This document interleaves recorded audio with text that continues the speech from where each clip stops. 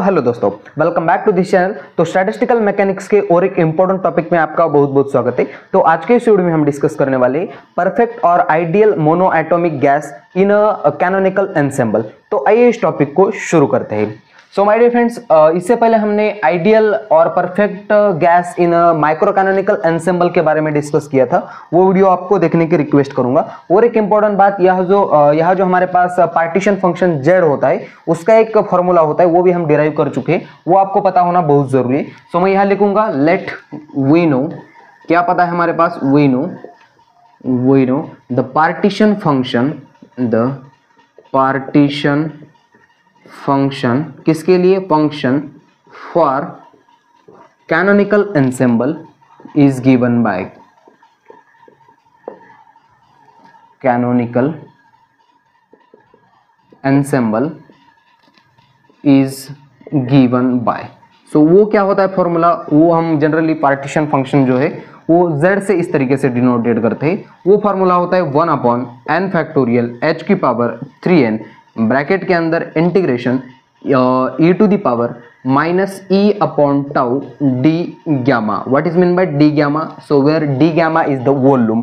So my dear friends, हमको इस d gamma की वैल्यू हम निकाल सकते हैं कि हमने पिछले वीडियो में हम पढ़ चुके हैं कि ये जो d गैमा होता है तो इसका जो रिलेशन होता है, ऑल जो पोजीशन कोऑर्डिनेट्स होते हैं q1 से लेकर dq3n, ठीक है, dq3n।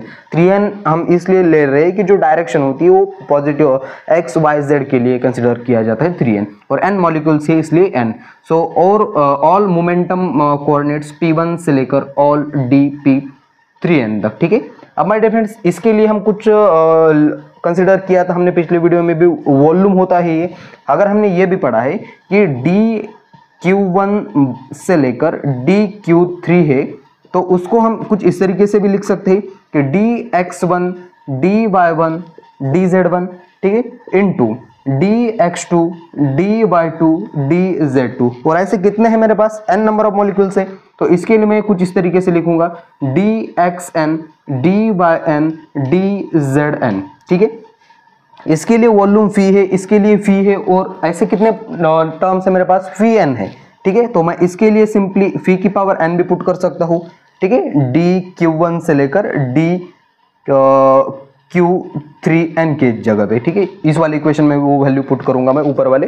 और अगेन ये यहाँ मेरे पास जो dp1 है dp3n है, इसके लिए भी मैं कुछ क्वांटिटी यूज कर सकता हूँ कुछ इस तरीके से, dp1 से लेकर dp3n which is equal to all. अब यहाँ मल्टीप्लीकेशन है इसलिए हम इस पाई साइन का यूज करते हैं। कितने टर्म्स है मेरे पास, i टर्म्स है, और सिंपली यहाँ dpi यूज करूंगा, ठीक है। अब ये दोनों वैल्यू उठा के इस वाले इक्वेशन में पुट कर दूंगा।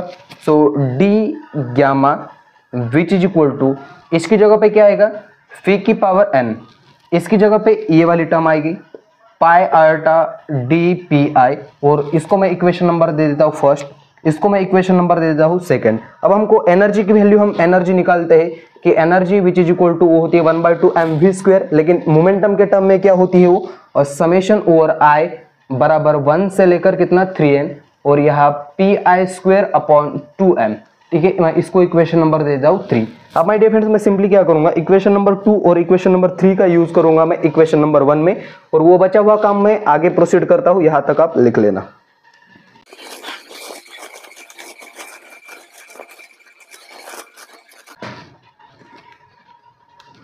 ठीक है, 2 और 3 का यूज हम करने वाले हैं इक्वेशन नंबर 1 में। इक्वेशन नंबर यहां से मैंने मिटा दिया। इक्वेशन नंबर 1 था z is equal to 1/3 factorial h की पावर 3n, और अगेन क्या था, यहाँ इंटीग्रेशन था, इंटीग्रेशन e की power minus e upon tau, और यहाँ d गैमा। यही इक्वेशन नंबर 1 था मेरे पास, और इक्वेशन नंबर 1 में ये वाले इक्वेशन यूज करूंगा। सो ये आएगा z which is equal to 1/n factorial h की पावर 3n, यहाँ मल्टी इंटीग्रेशन है, e एज इट इज रहेगा, e की जगह पे ये वाली टर्म्स मैं यूज करूंगा।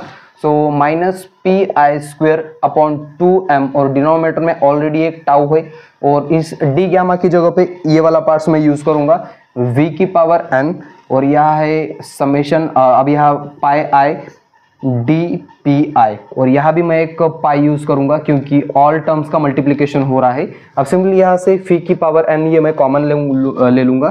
So z which is equal to n की फी की power n upon n factorial h की पावर 3n, और ब्रैकेट के अंदर क्या बचता है मेरे पास, सिंपली इंटीग्रेशन, और यहाँ पाई की power i e to the power minus P I square upon 2m tau, और यहाँ पाई i DPI।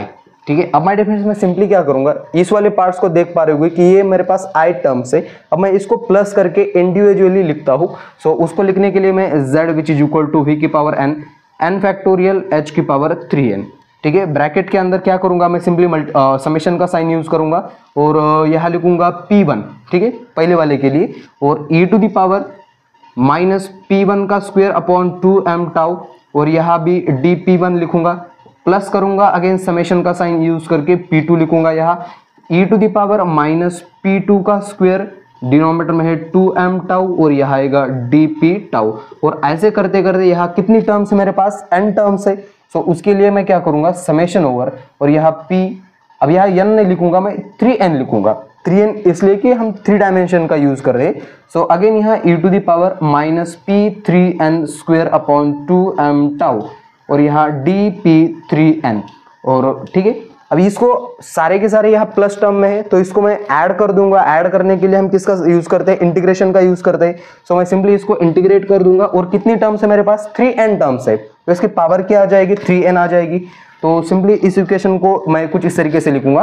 तो z which is equal to v की power n upon n factorial h की पावर 3n, और bracket के अंदर add कर रहा हूं सबको, तो इंटीग्रेशन का साइन यूज करूंगा, माइनस इन्फिनिटी से लेकर प्लस इन्फिनिटी तक सारी terms, into e to the power, अब यहाँ क्या हो जाएगा, minus P I square 2m tau, और यहाँ आएगा DPI ब्रैकेट क्लोज। कितनी टर्म्स है ऐसी, 3n टर्म्स है, तो उसके पावर में क्या आ जाएगा, 3n आ जाएगा। सो मैं इसको इक्वेशन नंबर 4 दे देता हूँ, और इक्वेशन नंबर 4 में हम यहाँ स्टैंडर्ड इंटीग्रल का यूज करेंगे। तो स्टैंडर्ड इंटीग्रल का यूज करके हम वो वैल्यू यहाँ पुट अप कर देंगे, और वो काम मैं आगे ऊपर कर लेता हूँ।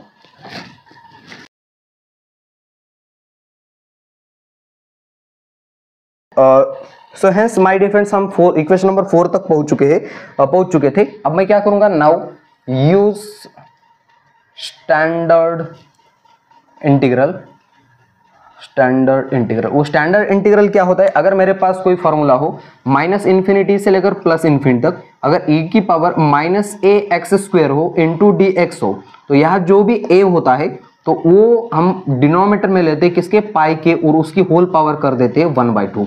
अब माय डियर फ्रेंड्स, आप यहाँ ध्यान से इस वाले पार्ट्स को देख पा रहे होंगे कि ये पी आई स्क्वायर डी, यानी कि ये किसका काम कर रहा है, एक्स स्क्वायर dx का काम कर रहा है, और जो मेरे पास a का काम कर रहा है, a, यहाँ a कौन बन रहा है, 1 अपॉन मुझे लगता है कि 2m टाउ यहाँ a बन रहा है। ठीक है, अब ध्यान से देख पा रहे होंगे कि ये x है और ये dx है। ठीक है, सो अब यहाँ मैं वो स्टैंडर्ड इंटीग्रल यूज करूंगा।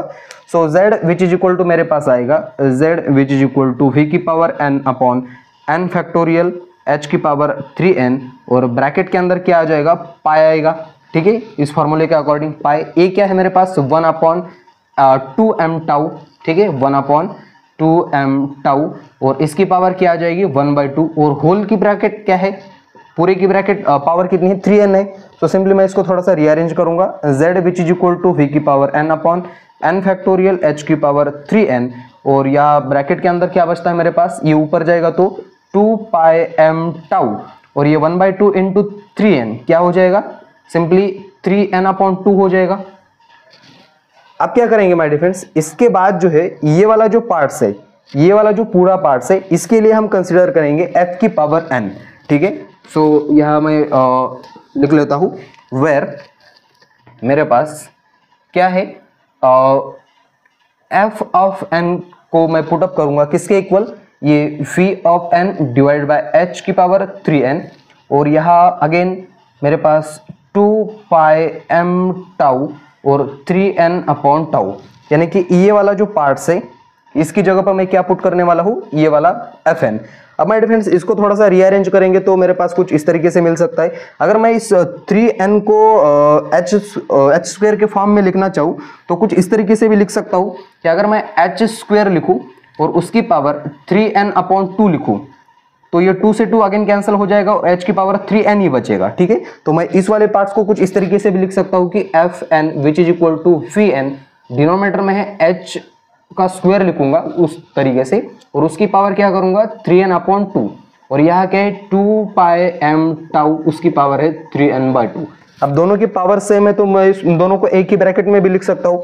सो कुछ इस तरीके से fn which is equal to क्या आ जाएगा, यह vn तो एज इट इज रहेगा, यह 2πm टाउ और डिनोमिनेटर में है h स्क्वायर, उसकी पावर है 3/2n। अब सबके पावर में आपको n दिखाई दे रहा है, n तो n को हम रिमूव भी कर सकते हैं। सो जैसे मैं n को रिमूव करूंगा तो रिमूव करने के बाद मेरे पास कुछ इस तरीके से आएगा f which is equal to यह 2πm टाउ, डिनोमिनेटर में है h स्क्वायर, उसकी पावर है 3/2 और यहाँ मल्टीप्लीकेशन में v। My dear friends, this is the very important equation for next correlations to find. जब हम नेक्स्ट कोरिलेशन फाइंड करेंगे तब हमारे पास ये जो इक्वेशन है बहुत ही इंपॉर्टेंट रोल प्ले करने वाला है। अगेन हम कहाँ तक पहुंच चुके थे, इस z वाले इक्वेशन में। सो इस स्टार वाले इक्वेशन में हम क्या करेंगे, इसकी जगह पर क्या पुट करने वाले f(n). सो मेरे पास आएगा since z which is equal to f की पावर n, डिनोमिनेटर में है n फैक्टोरियल, ठीक है, यह n factorial. So this is the partition function for हमने क्या निकाला था, कैनोनिकल एनसेम्बल। सो ये पार्ट्स बहुत ही इंपॉर्टेंट है और इसके बाद के वीडियो में हम क्या डिस्कस करने वाले, ये जो पार्टीशन फंक्शन है इसका जो थर्मोडायनेमिकल रिलेशंस होता है, थर्मोडायनेमिकल क्वांटिटीज के साथ क्या रिलेशंस होता है वो हम फाइंड करेंगे। सो आई होप कि ये जो कंसेप्ट है आपको समझ में आ गया होगा। सो आपको रिक्वेस्ट करूंगा कि इससे पहले के पार्ट्स आप जाके जरूर देख लेना, और इसी वीडियो को यहाँ देता हूँ फुल स्टॉप। तब तक के लिए वेरी ऑल द बेस्ट।